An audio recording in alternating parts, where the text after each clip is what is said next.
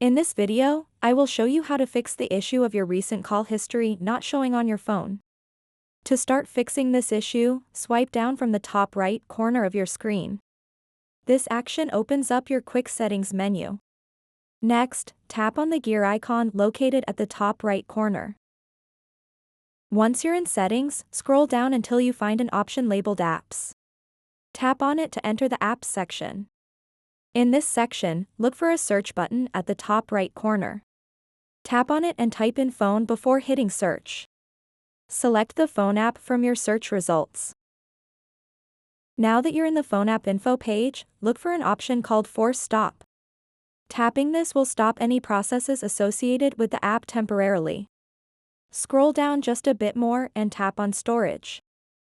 Tap on Clear Data.